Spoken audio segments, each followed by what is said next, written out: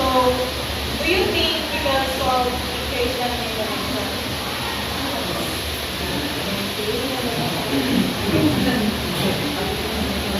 So, these are the objectives at the end of the lesson. Students will be able to define the terms of method and identify the basic functions of it. So, overview. Excel has its display its components, which new users may not immediately find understandable. So, ang Excel does is mahirap siya actually because marami siyang function and also marami siyang pasikot-sikot. So, if you are not that fan of using Excel, syempre mahihirapan ka.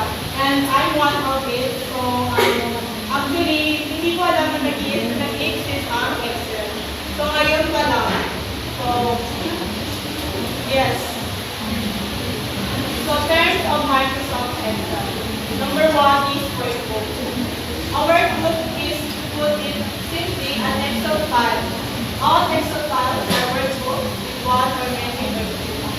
So, ito yung workbook. Baga yung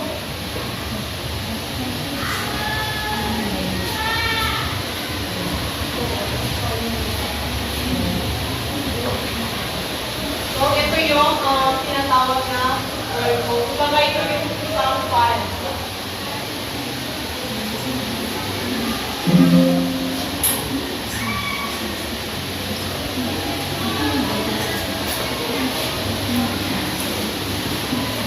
And number 2 is worksheet. A worksheet is an independent sheet which can contain one or many data tables. So ito yung siya. Ito yung sheet na tinatawag. Kumbaga, nakita niyo yung kay Monkey Garden, which is yung tatlong section yung handle na, diba?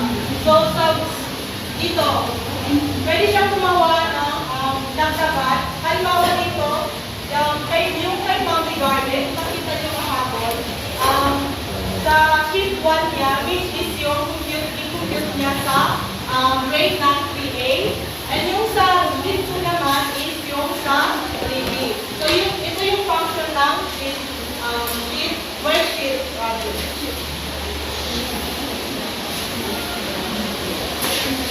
Number 3, the ribbon. The ribbon is the row of buttons above the work area. The ribbon has 8 new tabs, such as home, insert, and page layout. Clicking on the tab will show the options associated with this section of the ribbon. So, access keys of ribbon tab. So, ito.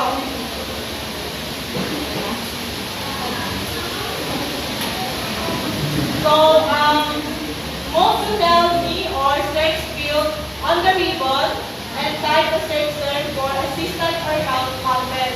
So, ito yung kung maghahanap tayo or mag-search tayo ng field sa isang ribbon, ito yung itatype natin sa Excel at task queue, then enter the search term. Yun, alt task queue. So, mahahanap or makikita na natin yung search field of the ribbon.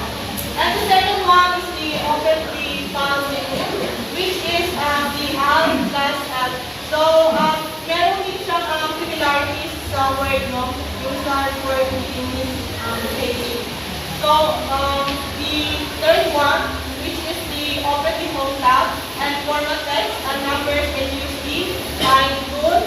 Ito yung gagamitin natin, which is the alt L. And the fourth one, which is the alt L, the open the insert tab and insert pivot tables, chart, in, smart line, picture, shape, header, bar, and structure. Alt L. Ayan, makikita natin ito. And then, etong mga letter, which is kung itatype itong letter, yun yung lalabas na term or function niya. Halimbawa, itatype natin yung SH.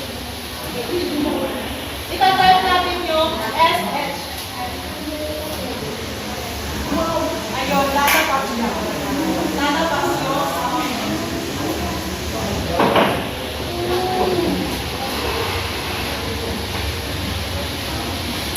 and the fifth one, the open the page layout tab and work with themes, page setup, scale, and alignment, which is the alt key.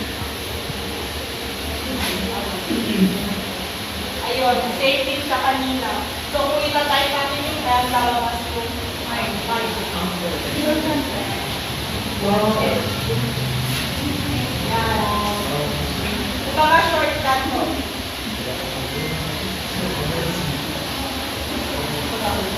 Open the formulas tab and insert, erase, and customize function and calculation, which is the alt M. Alt M na naman yung gagamitin natin. Yun, save din siya.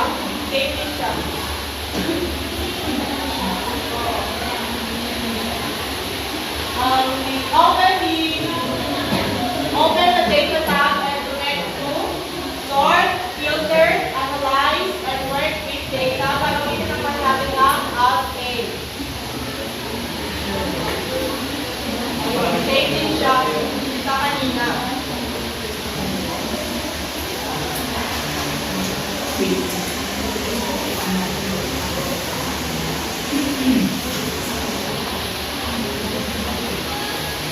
So, we open the review tab and check spelling, add notes and relevant comments, and protect sheets and workbooks. Gagamitin naman natin is Alt R.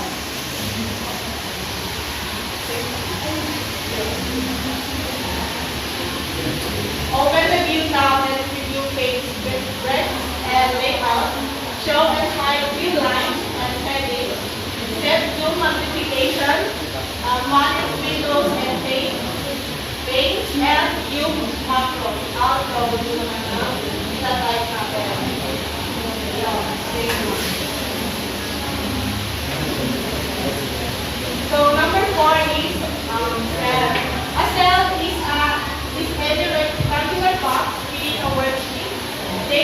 contain data or false position. So, ito yun. Kapag na-type ka ng halimbawa name, yan. Ito yung tinatawag na cell.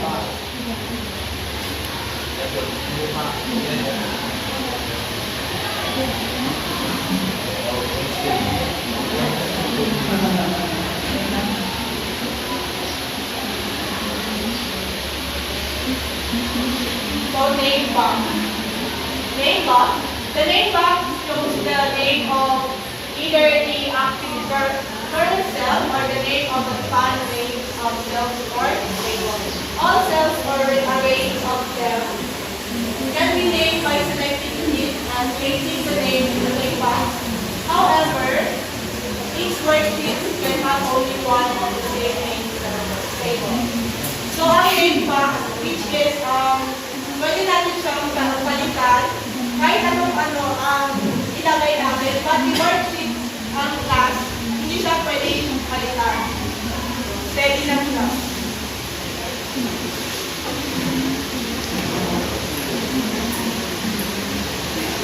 So, number 6, cell reference. The cell reference shows the name of the cell table being selected.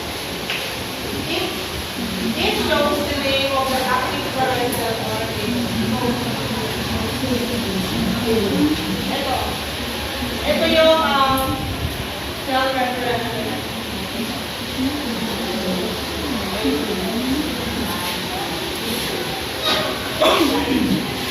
So, the seventh one is formula bar. The formula bar is where the contents of the active kernel cell is shown. If a formula is used in the active kernel cell, the formula bar will show the actual formula used, whereas the active kernel cell will show the final calculated result, which will be a number or a table. Ito yun. So, meron ang Excel class, meron siyang formula.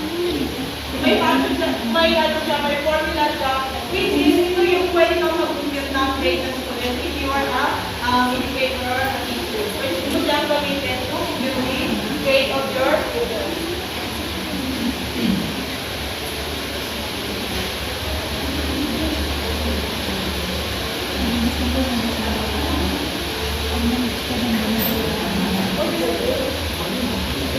So, formula. So, ito na yun, formula.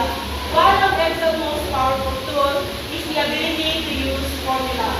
Formulas allow you to do automated calculations within worksheets and even among different workbooks. Ito yung sinasabi naman siya na pwede mag-compute ng data ng student, which is my formula ang Excel. So, a formula is typed into the formula bar and must be equal to. You can use formulas to carry out any of these four basic operations: add, subtract, multiply, and divide. Use brackets to indicate the order of solving formula, or use any of the hundreds of built functions in Excel.